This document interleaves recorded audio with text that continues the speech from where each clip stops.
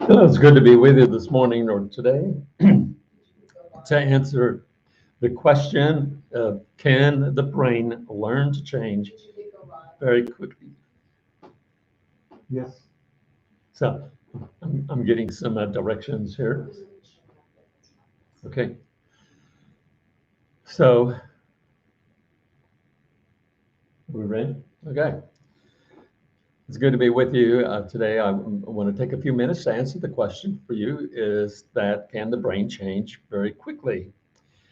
Because the predominant belief is that making any kind of personal change takes a long time, a lot of hard work, and can often be exceedingly painful.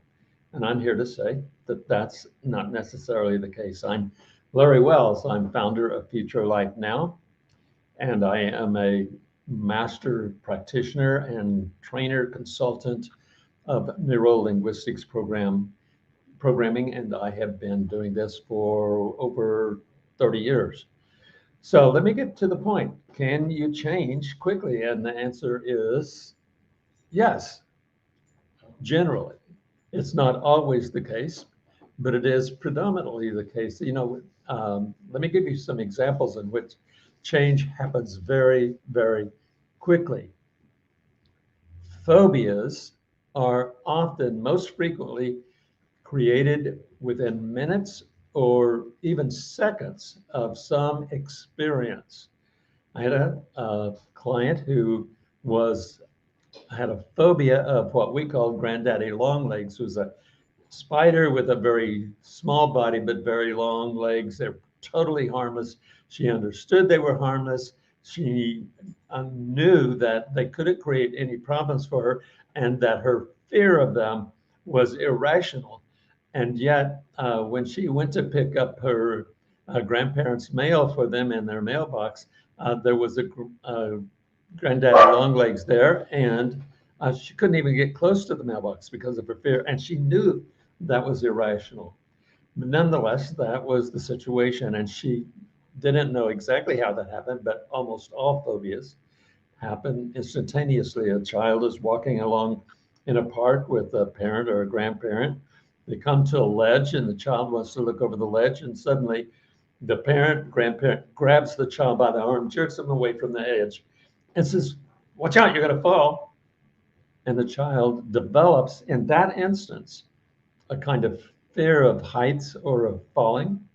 And even later on in adult life, they know it's irrational. They know that they can get close and they can look over, and yet they can't respond. They can't do it because of it's being phobic.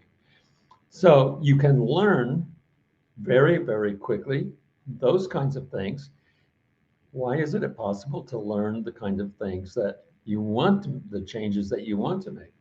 Years ago, people would, well, not that many years ago, but people would come to me and with the things saying they wanted to stop smoking.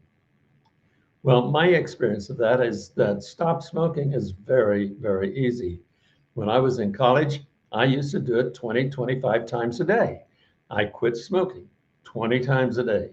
What I didn't know how to do was how to do something else. I hadn't learned to do something instead of smoking. So eventually, I got to the point where I learned to do something else. I had to unlearn the smoking habit. And by the way, anytime you make any kind of change, you have to unlearn what you were doing. And so it's just as easy to unlearn something as it was to learn something if the conditions are correct and if you know the way of going about it. Having the kind of experience that you need and the checking about what's happening internally in your mind, in your unconscious mind sometimes, in order to make the kind of change that you want. So it's the question is not how did you get this way? Why are you that way? That's not the issue. The issue is what else can I do? What does this current behavior provide for me, and how can I get it in a better way? Learning to respond to life in a new way means that you unlearn how to respond in the way that you are currently learning.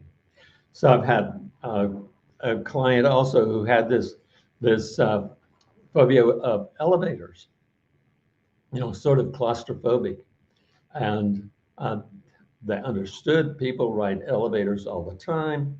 They, it's very, very rare that anyone gets hurt in the elevator, and nevertheless, this person had a kind of phobia for that, so they could change it.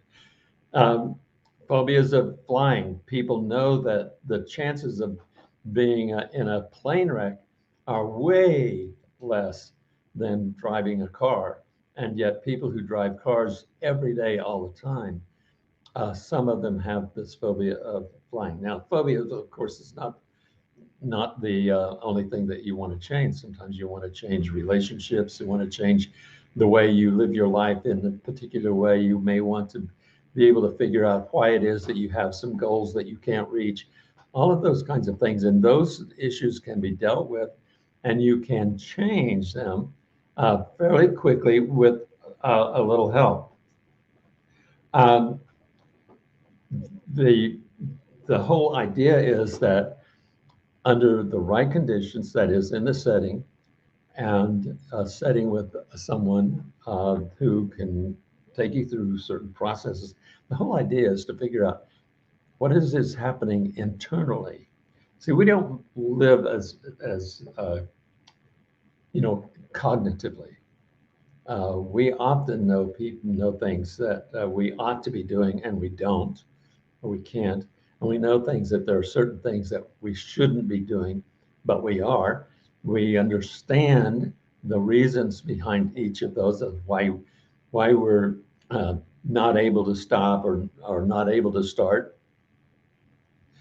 And it's not my conscious mind, it's not my cognition. It's not that I need more information.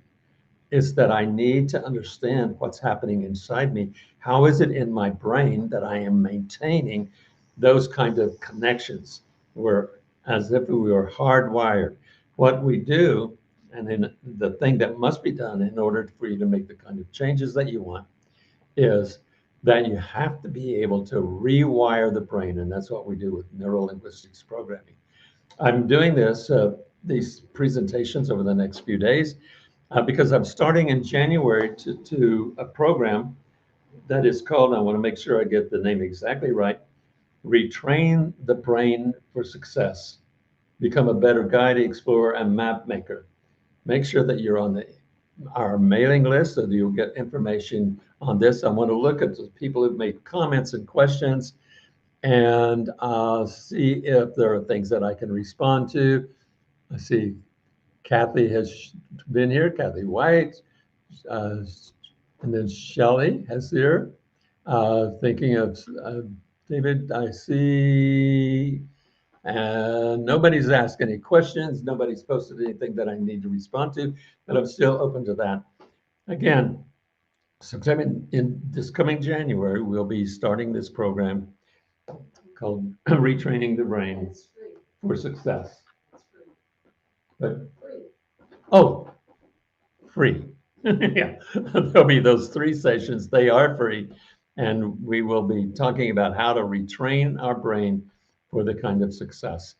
And I think that since I have no comments to address at this particular time, I think we shall be done. And if I figure out there it is, I'll be talking to you again soon. Hope you're having a great holiday season, and we will see you later.